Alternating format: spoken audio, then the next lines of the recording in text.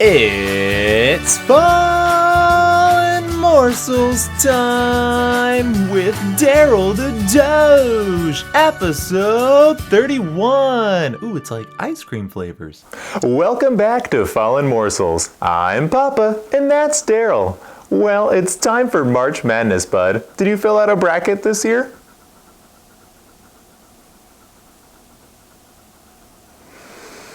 Honestly, you'll probably do a lot better than I will. It's really hard to pick who will win a game, so thankfully I have you to help make the right choice. Check this out. Ooh, it looks like you have 2 basketball hoops. Okay, who are you taking? Papa's got a lot riding on this, bud. Don't let me down.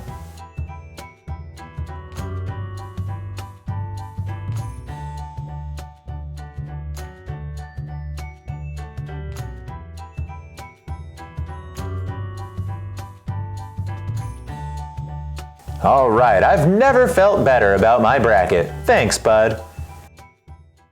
Hey, so we've seen some dogs online that are dressed to the nines, ready for the big gala.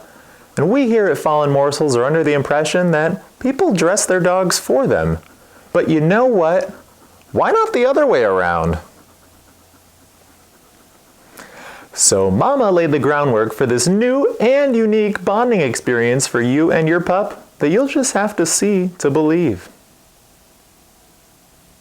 It looks like you picked out leggings, a hat, a t-shirt, mismatched slippers, and some pajama bottoms for a scarf. Oh, and 1 glove. Yep, there goes the glove. Well, don't take this the wrong way, but I don't think I have the self-confidence to pull off that look. But maybe that's more of a me issue.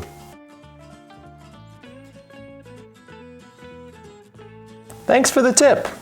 Mama seems to love her outfit, so good work.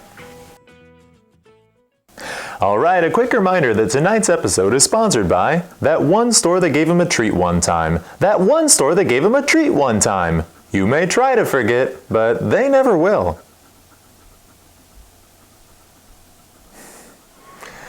Alright, it's time for 3-Minute Morsels with Mama. This week, Mama sat down with a service dog and their owner for insight into the life of and training with a service doggo. I did. And now you're excited. Take it away, Mama. I'm Justine, but I go by Zelda online because it's just easier that way. And this is Scout. Oh God, sorry. He always gets me at the worst time. I love it. No, it's perfect. Training Scout, tell us a little bit more about what it is like to have a service dog. Well, there are pros and cons to definitely having a service dog. And one of the biggest things is if you don't like attention, like if you don't like people always asking you questions or being rude, or just in general asking questions like about your disability. People are like, hey, can I ask you a question? Or you don't look like you need a service dog. What do you have one for? Or constant access issues, because back when I first got him, there weren't that many service dogs around, at least this area. And I got a lot of access issues. Oh, Scout. And I find that one of the biggest things you need to have when having a service dog is a thick skin. You can't let people bug you, and you can't let these things get to you. How did you come to choose a shepherd? How did you choose Scout as the dog? I always wanted an Aussie, and I was recommended a service dog since I was 16. Mm-hmm. I just didn't go forward with it because of the attention it brings, because of the training is a lot, gear is a lot of money, and to really put the training in and the time in, you need to have like no day job, no school, because training them takes, like him, it's almost taken 4 years. Most dog, it only takes 2. Mm-hmm. If I'm feeling unwell, he pretty much automatically knows now, but it was a process to teach him focus in general. Rear end awareness is really important because they need to be aware of themselves as well. I think the hardest thing was teaching him not to solicit attention. I know that he wears his gear too when he's out in public. Does that know like when he's on the job versus off the job, or is it a constant all the time, always on kind of? Well, it really is like they always are alert to you, even when the vest is off. Like right now he's doing DPT because I'm feeling a bit anxious, right?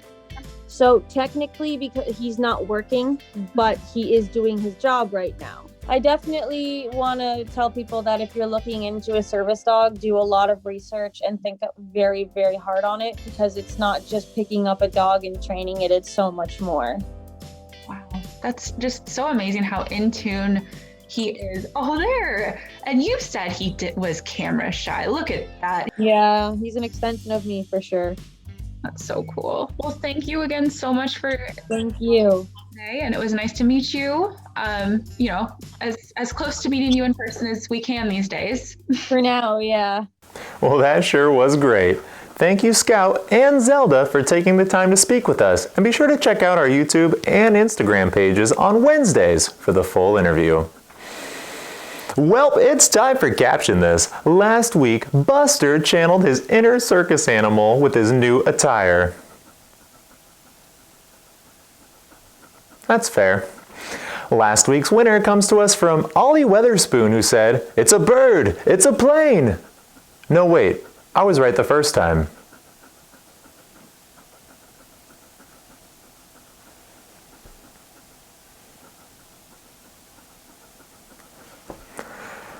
Let's see what you can do with this week's photo. Oh my, Darrel, that is quite the look.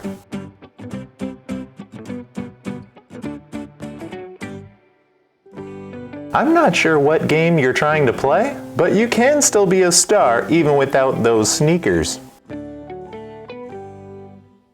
Sorry. Well, comment on either our YouTube or Instagram pages for your chance to be next week's featured comment. I know it's a little different with everything going on in the world, but it is St. Patrick's Day this week. Do you have anything exciting planned?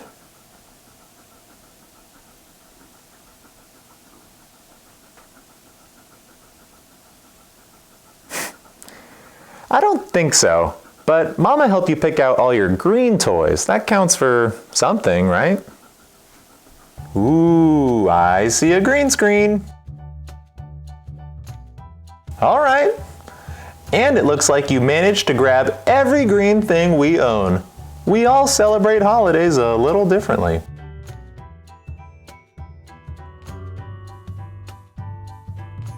And that is something that I learned today. The more you know. Well, bud, we made it to the end of the episode. What do you say we bring it on home? It's just a saying, bud. Never mind. Thanks for tuning in to Fallen Morsels. I'm Papa. Patience, bud. We'll see you next time. Okay, now it's over. Now you can get your stick. And here it is. Okay, just get that stick. Get that stick. It must be the luck of the Irish if you've managed to make it this far into our episode. If you would like your pet or your nonprofit organization to be featured in Fallen Morsels, send us a message and we'd be happy to speak with you further about leprechauns, pots of gold, or incorporation into our show. Thanks for watching.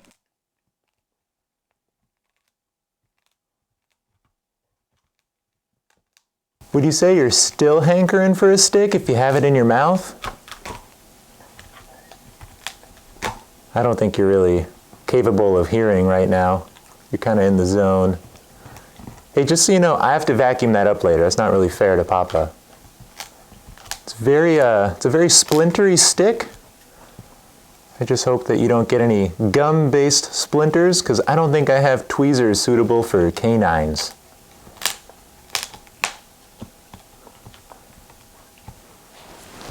We'll see you next time.